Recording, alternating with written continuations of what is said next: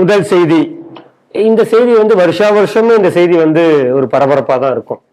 பக்ரீத் வருது, இதற்கென்று இந்த மாடு வெட்டுறதுக்குன்னு சில இடங்கள் அனுமதிக்கப்பட்டிருக்கு. அங்க மட்டும் தான் அதை வெட்டணும் அப்படிங்கிறாங்க. ஆனாலும் அது அப்படி நடக்கிறது இல்லை. பல்வேறு இடங்கள்ல வெட்டி அது வியாபாரம் செய்யப்படுகிறது. இந்த முறையுமே நீதிமன்றம் அனுமதிக்கப்பட்ட இடங்களில் மட்டும்தான் அதை வெட்டணும் அப்படின்னு சொல்லிட்டு நீதிமன்றம் உத்தரவு பிறப்பித்திருக்கிறது. இந்த செய்தி எப்படி பாக்குறீங்க? கோயம்புத்தூர்ல இருக்கக்கூடிய இந்து மக்கள் கட்சியை சார்ந்த சூரிய பிரசாத் அப்படிங்கிறவர் ஒரு பப்ளிக் லிட்டிகேஷன் ஒன்று போடுறார், இன்ட்ரெஸ்ட் லிட்டிகேஷன்.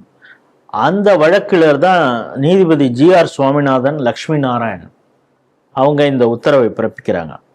அதாவது நிர்ணயிக்கப்பட்ட இடங்கள்ல வெட்டுறது அப்படிங்கிறது ஒரு பக்கம், எதை போன்ற மாடுகளை வெட்டுறது அப்படிங்கிறதுலே அவங்க சொல்றாங்க. ஏன்னா ஏற்கனவே இதை பத்தின ஒரு வழிகாட்டு நெறிமுறை இருக்கிறது.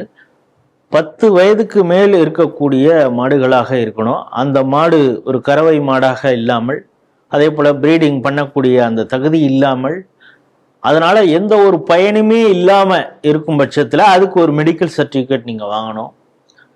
அந்த மெடிக்கல் சர்டிபிகேட்டின் அடிப்படையில அதை கசாப்பு கடைக்கு அனுப்புறதா என்ன அப்படிங்கிறத அடிப்படையில அதுக்கு லோக்கல் அத்தாரிட்டி, அதுக்கான என்னென்ன அமைப்புகள் இருக்குதோ அவங்கள்ட்ட சர்டிபிகேஷன் வாங்கி வெட்டணும் அப்படிங்கிறத அவங்க சொல்லியிருக்காங்க. அதை மட்டும் இல்லாமல் GR சுவாமிநாதன் அவர்கள் சில விஷயங்களையும் கோட் பண்ணி சொல்லியிருக்காரு. உண்மையிலேயே அது வரவேற்க தகுந்த ஒன்று அப்படிங்கிறத பார்க்குறோம். இன்னொன்று என்னன்னா, காந்தியுடைய ஒரு கனவாகவே இருந்தது பசுவதை தடை சட்டம் அவர் கொண்டு வரணும் அப்படின்னு நினைச்சாரு அப்படின்னு. பிரிட்டிஷ் காலத்தில் தான் அதிகமாக இந்த பசுவதை, இந்த மாடு வெட்டுறதுங்கிறது அதிகமாக ஆனது. இன்னும் சொல்ல போனால் இஸ்லாமியர்கள், முகலாயர்கள் ஆட்சி காலத்திலேயே கூட பல இடங்கள்ல பசுவதைக்கு எதிரான விஷயங்கள் தான் இருந்தது. அவங்க பசுவதை செய்யக்கூடாது அப்படின்னு சொல்லியிருந்தாங்க. ஏன்னா அவங்க அது ஒரு பாவம் வந்துடும் நம்ம மேல அப்படிங்கிற ஒரு அச்ச உணர்வும் கூட இருந்தது அப்படிங்கிறதையும் அதெல்லாம் அவர் குறிப்பிட்டு GR சுவாமிநாதன் அவர்கள் சொல்லியிருக்கிறார்.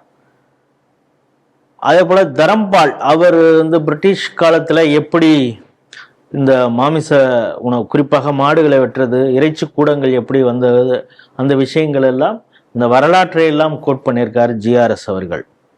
இப்போ சமீப காலமாக பார்க்குறேன், இது குறித்தின பல மாநிலங்கள் பேசப்பட்டு இருக்குது. குறிப்பாக இன்னைக்கு காலையிலிருந்து சமூக வலைதளங்களில் வீடியோக்கள் அதிகமாக எது வைரல் ஆகுதுன்னா, மேற்கு வங்கத்தில் இருக்கக்கூடிய ஒரு முக்கியமான சாலைகள், இதெல்லாம் இந்த பக்ரீத் நாளில் ரத்த ஆறாக இருக்கும். மாடை ரோட்லேயே வெட்டுவாங்க, நமாஸ் ரோட்ல தான் பண்ணுவாங்க. இன்னைக்கு அந்த சாலைகள் எப்படி போக்குவரத்திற்காக மட்டும் பயன்படுத்தப்பட்டு இருக்கிறது அப்படிங்கிறத 2025 அந்த ரோடு எப்படி இருந்தது, இப்ப எப்படி இருக்கு, 2026 இப்பொழுது அந்த சாலை எப்படி இருக்கிறதுன்னா வீடியோக்கள் போட்டுக்கிட்டு இருக்காங்க.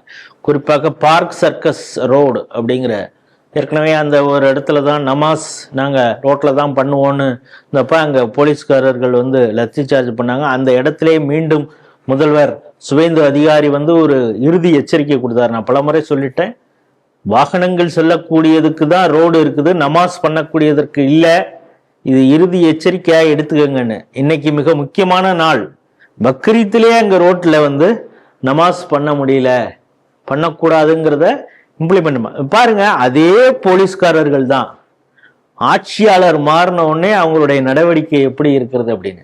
உத்தரப்பிரதேசத்துல யோகி ஆதித்யநாத் கவர்மெண்ட்டும் ரொம்ப தெளிவாக சொல்லியிருந்தது.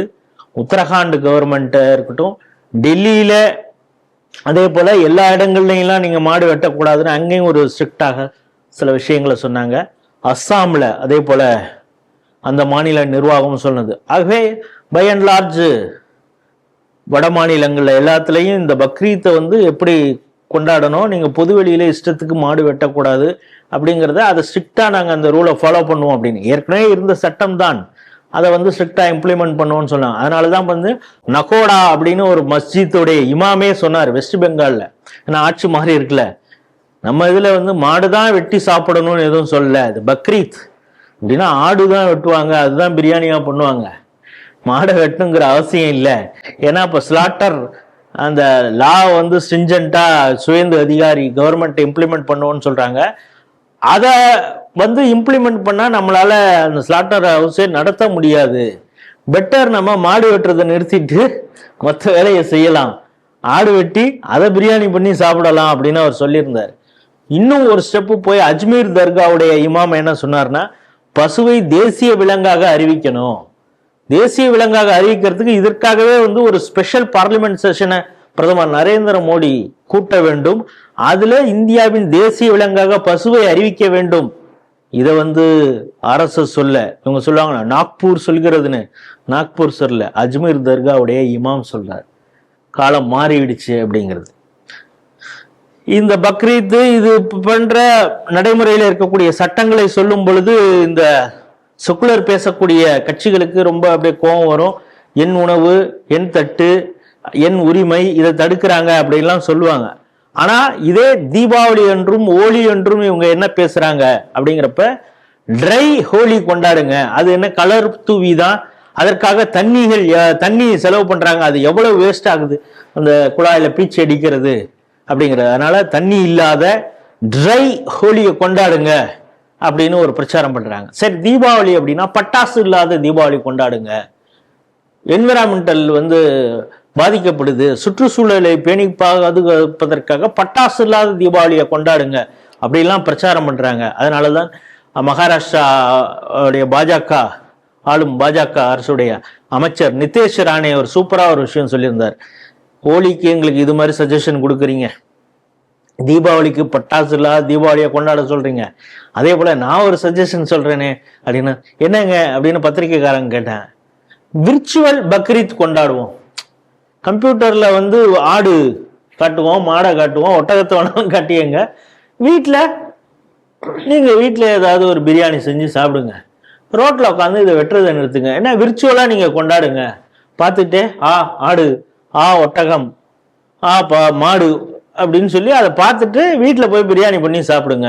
இதை நீங்க செய்யலாமே. என்னன்னா என்விரான்மெண்ட்டும் பாதுகாப்பா இருக்கும், ஒரு உயிரினத்தை பலியாக்குறோம் அப்படிங்கிற ஒரு குற்ற உணர்வும் உங்களுக்கு இல்லாம இருக்கும் அப்படின்னு அவர் சொன்னார். அதனால ஆட்சியாளர்கள் மாறினா காட்சிகளும் மாறும் அப்படிங்கிறது தான் இது. தமிழகத்துல இந்த பசுவதைக்கு எதிராக நீங்க சில விஷயங்களை செய்யணும். ஏற்கனவே சட்ட வழிமுறை இருக்குது. சுதந்திரம் வாங்கிய உடனேயே பல ஸ்டேட்ல வந்து பசுவதை தடை சட்டம் கொண்டு வரப்பட்டது. அதை தமிழகத்திலும் செய்யலாம், அதற்கான வழிமுறைகள்லாம் இருக்கு அப்படிங்கிறதையும் கோர்ட்டு சொல்லியிருக்குது. இதை இப்பொழுது ஜோசப் விஜய் அரசு இதன் மீது செவி சாய்க்குமா, இதை சஜஷனை ஏத்துக்குமா அப்படிங்கிறது போக